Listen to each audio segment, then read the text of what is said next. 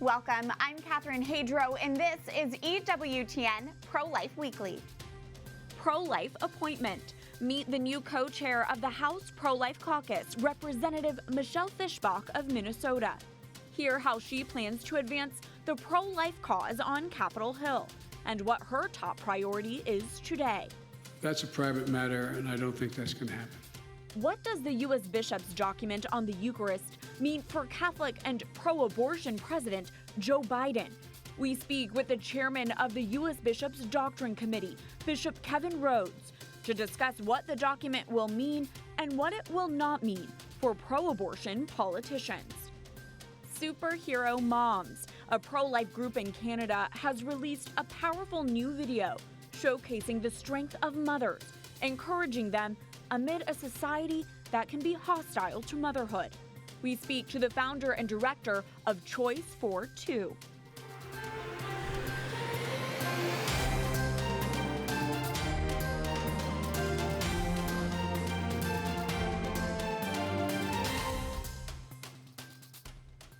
The House Congressional Pro-Life Caucus appoints two new female co-chairs, freshman Representatives Kat Cammack of Florida and Michelle Fischbach of Minnesota. The new co-chairs make up two of the newly elected female members of Congress during what's been a historic number of pro-life women elected to the U.S. House this term. Cammack has joined EWTN Pro-Life Weekly before when she shared with us how she was almost aborted, but her mother chose life in the face of pressure from doctors. Fischbach has previously served 22 years in the Minnesota State Senate, even serving as the state's first female Senate president, where she led multiple initiatives to protect mothers and their unborn children. In Congress, Fischbach has already authored the Protecting Life and Taxpayers Act of 2021 to block taxpayer funding of groups that perform abortion. Fischbach is Catholic. She and Cammack joined the two other co-chairs of the House Pro-Life Caucus, Representatives Chris Smith of New Jersey and Andy Harris of Maryland. Joining us from Capitol Hill is the new House Pro-Life Caucus co-chair herself, Representative Michelle Fischbach of Minnesota. Welcome to the show, Congresswoman, and congratulations on your new role. First, what's your reaction to your pro-life appointment? Well, first of all, I just want to say thank you for having me on, but I am certainly honored to be the co-chair of the Pro-Life Caucus because it is such an important issue, and so I'm honored to be able to lead on that issue. Absolutely, it's an important caucus. What is your top pro-life priority in the House of Representatives, and how do you plan to navigate the pro-abortion majority in the House? Well, you know, we are navigating a pro-abortion majority, and it is more difficult, particularly with the Biden administration and their radical pro-abortion agenda.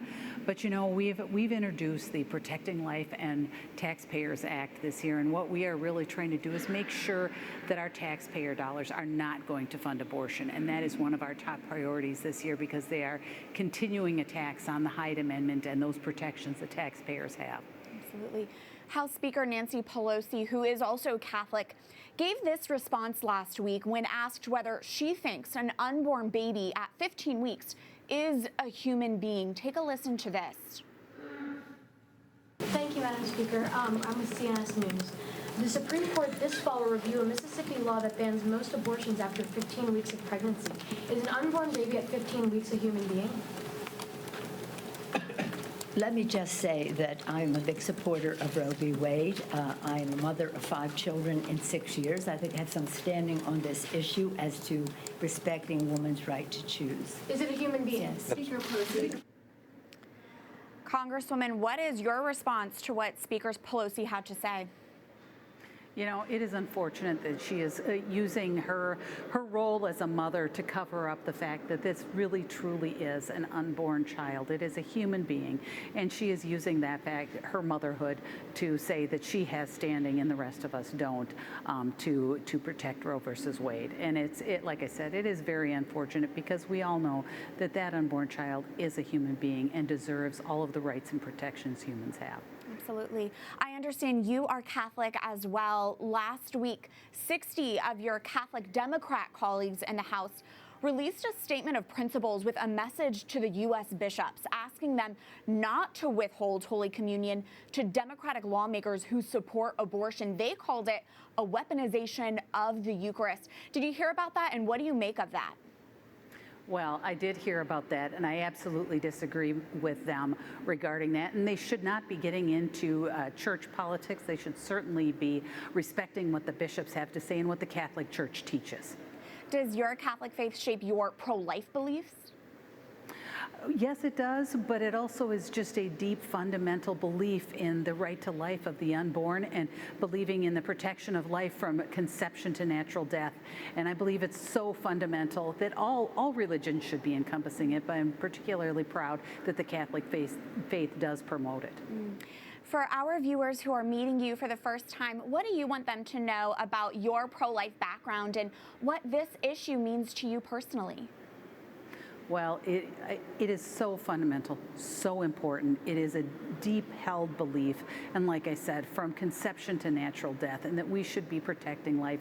It means so much to know that there is a pro-life legislator. When I'm visiting and meeting and working with other pro-life legislators, it is that basic fundamental belief that makes them able to move forward and do the right thing for the people of the United States.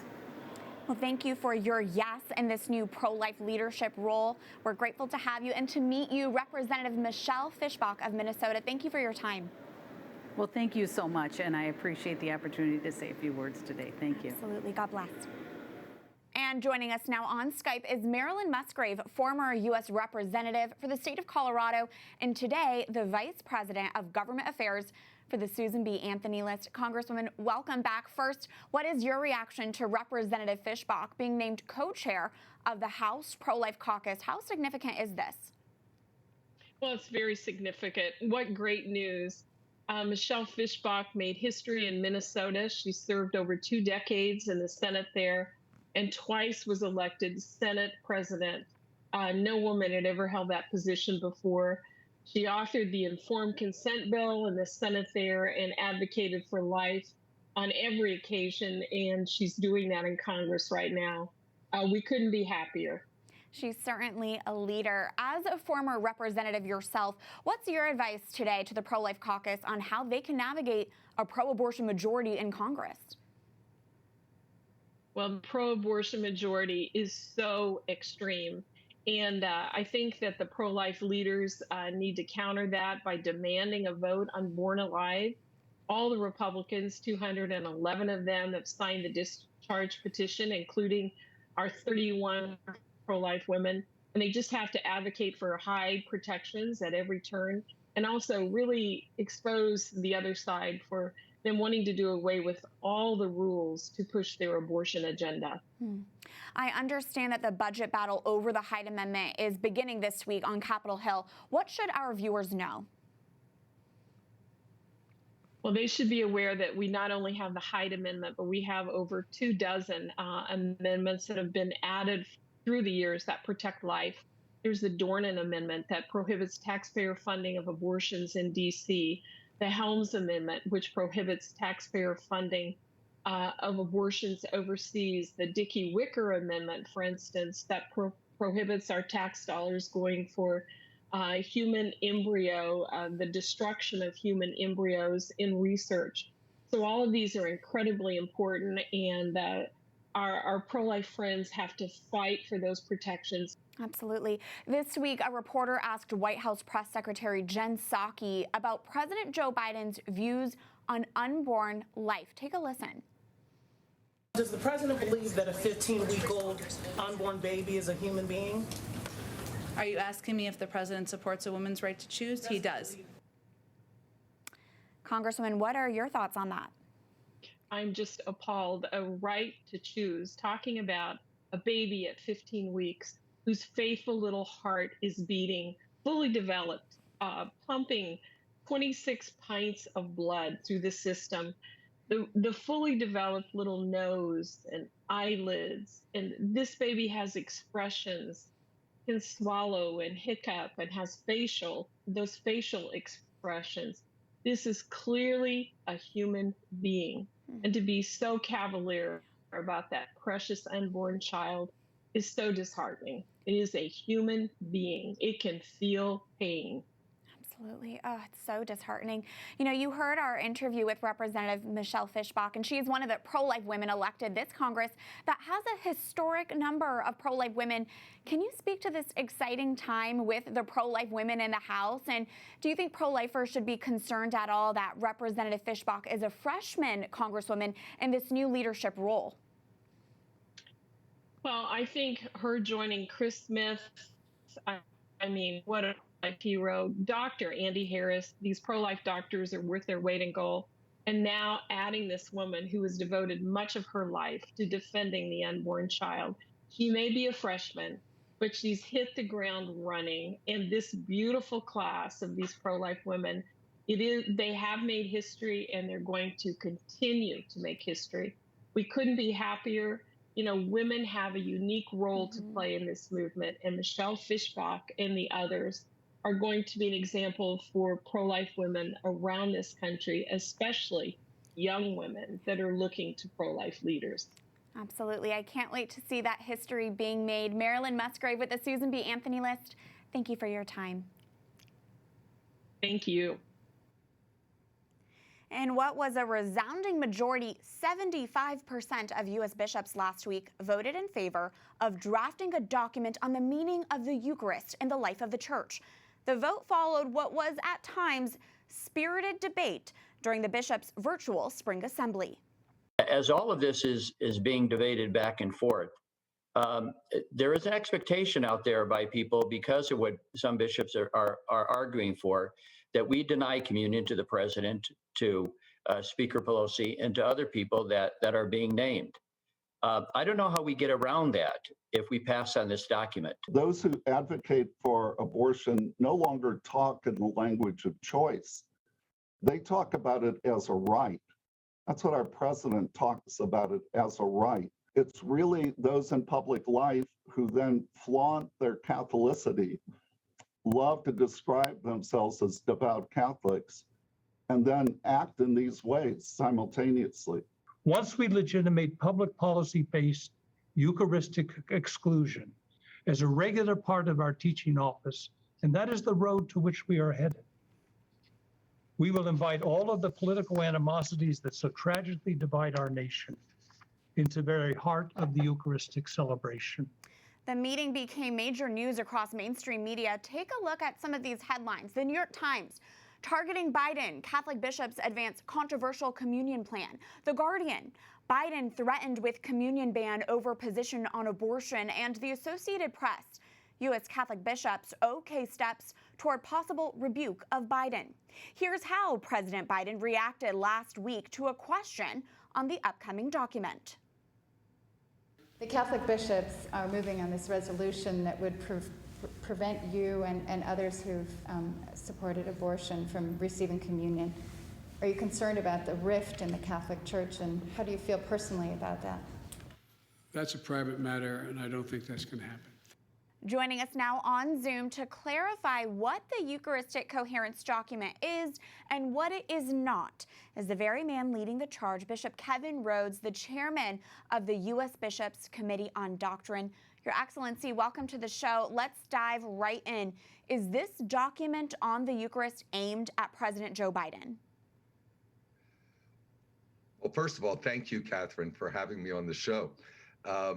That was the media narrative in the secular media. But no, the document is for all Catholics, and it's a document that is part of our efforts to have our Eucharistic revival in the church. And we want to really present the full truth about the Holy Eucharist. The Eucharistic consistency is one part of the document, but it might be help to understand what exactly will be in the document, though we are just beginning to write it. We have an outline. We're going to begin with a section on the Eucharist as a mystery to be believed. We have to begin with what is the Holy Eucharist, this amazing gift from the Lord. And we know that there's some crisis in Eucharistic faith. They've done polls that show that a number of Catholics think it's a symbol or have other erroneous ideas. So we really want to be clear about the truth of the Eucharist, that this gift which the Lord gave us the night before he died is truly himself, his very body and blood. And also the Eucharist is an event. It's the celebration of the Lord's passion, death, and resurrection. And that becomes present on the altar, his sacrifice of self-giving love. And then the second part, which is also really important. By the way, these three parts of the document aren't original from us. Pope Benedict XVI, in his apostolic letter on the Eucharist, it's beautiful, 15 years ago or so, it's called the Sacrament of Charity. This is how he divided it. The Eucharist as a mystery to be believed. Secondly, a mystery to be celebrated. And third, a mystery to be lived. So the second part, a mystery to be celebrated. I mean, we should celebrate Mass, celebrate the Eucharist with reverence, with beauty. I mean, this is the summit of our faith when we gather, especially on Sunday, for the celebration of the liturgy. It should be very carefully and beautifully celebrated, where we actively participate, the music, everything, the preaching, and then leading up, of course, to the climax, which is at the altar. So that'll be the second part. The third part, and this is where there was some controversy, the Eucharist is a mystery to be lived. And this is absolutely essential.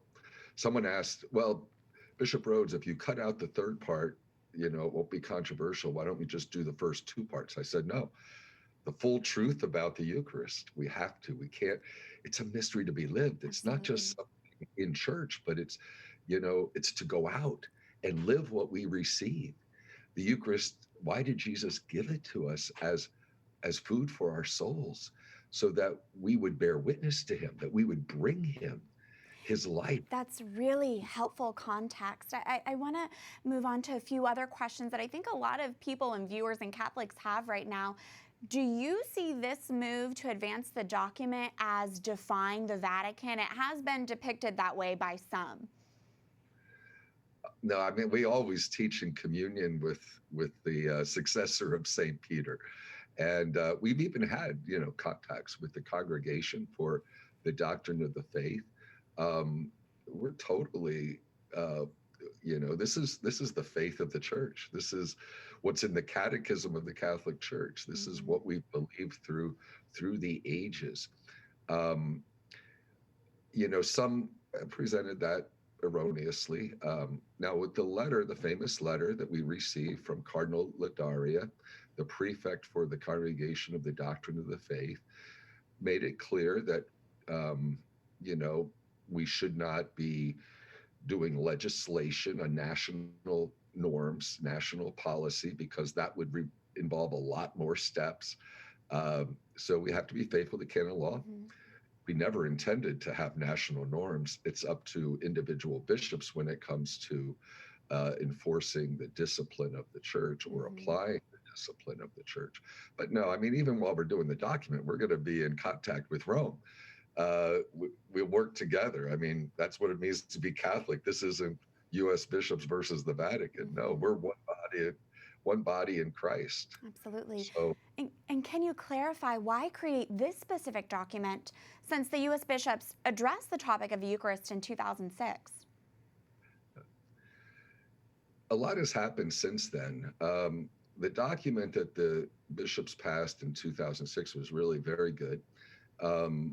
But, we have a lot of rich teaching that we hope to bring into this document. For example, from the pontificate of Pope Benedict XVI and the pontificate of Pope Francis. If you read the U.S. bishops document back in 2006, a lot of it's based on the beautiful encyclical by St. John Paul II, Ecclesia de Eucharistia. I'm trying to think of how to say that in English. Church from the Eucharist. I forget how they translated it. But there's a lot more. Plus, the situation today. I mean, things have gotten worse, not better, when it comes to these matters. So it is important. that we present this document on the Eucharist and what it means for us in our lives as disciples of Jesus. Speaking of matters today, following the bishop's vote on this last week, a group of 60 Catholic Democrats in the U.S. House issued a statement of principles with a message to the U.S. bishops that withholding communion to lawmakers who support abortion is contradictory. Did you hear about this, Your Excellency? And what are your thoughts on this kind of statement from lawmakers? Are they the ones politicizing this issue? Yes, I mean, I think they misunderstand, or maybe some of them have never really been educated enough in the faith. I mean, after I read that, I was thinking, there's a lot of need for catechesis, including among those representatives.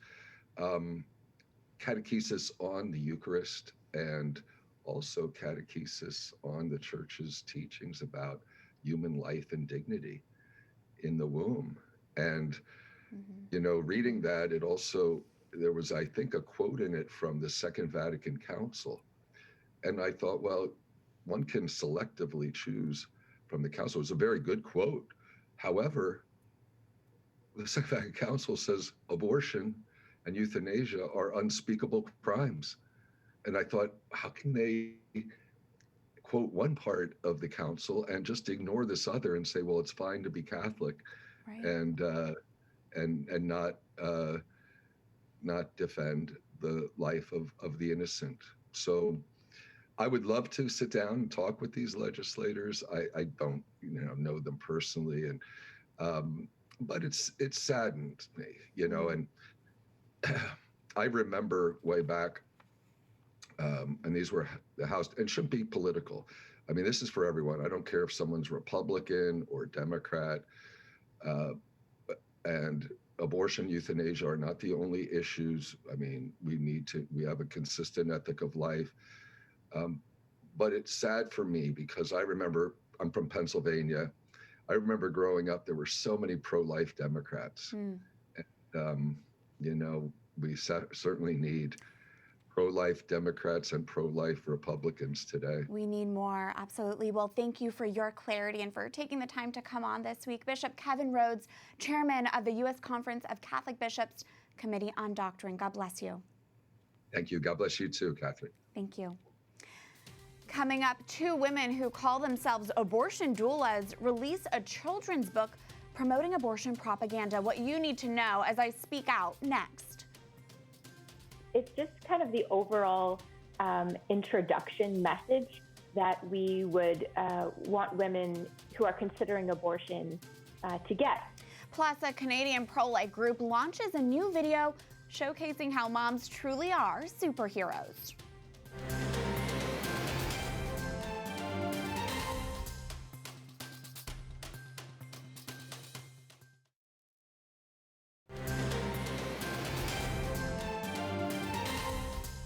Welcome back to EWTN Pro-Life Weekly. I'm Catherine Hadro.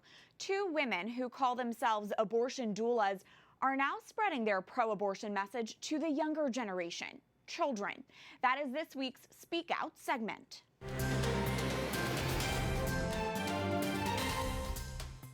Two women named Carly Maines and M created a new children's book called What's an Abortion Anyway? The book, the creators say, is a non-judgmental book about abortion for children. The book's website states, quote, "We believe in building a world for kids and adults where abortion is normalized as another outcome of pregnancy, just like miscarriage and birth."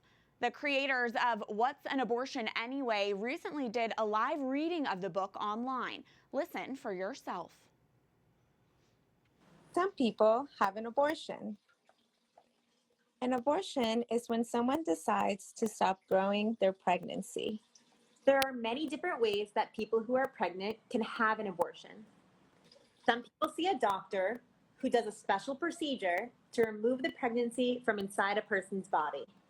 Other people take medicine to stop the pregnancy from growing bigger. The creators say they plan to have the book in libraries and in young children's hands by the fall. What's an Abortion Anyway will also be translated into Spanish. This children's book is full of abortion propaganda and deception. It denies scientific reality using the euphemism a pregnancy for an unborn baby and calling mothers people who are pregnant, as the book's creators believe any gender can get pregnant and have an abortion. But euphemisms and colorful illustrations cannot mask the ugly reality of what an abortion is: the intentional killing of a young, small, vulnerable human being.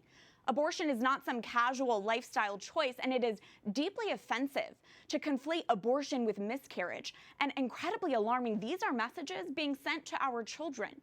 It is our duty to guard and protect children, not to lead them astray. As Jesus tells us, whoever causes one of these little ones who believe in me to sin, it would be better for him to have a great millstone hung around his neck and to be drowned in the depths of the sea. Our Lord does not mince his words. Let us continue to protect children in the womb from abortion and protect young children from this kind of abortion propaganda.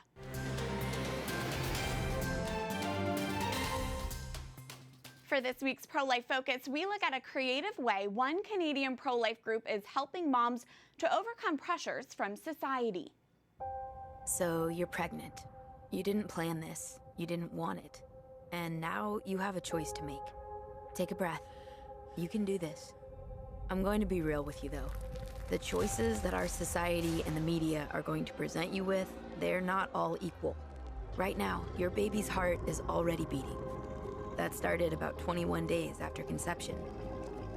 We're talking about another human being here, and not just any human being, your baby.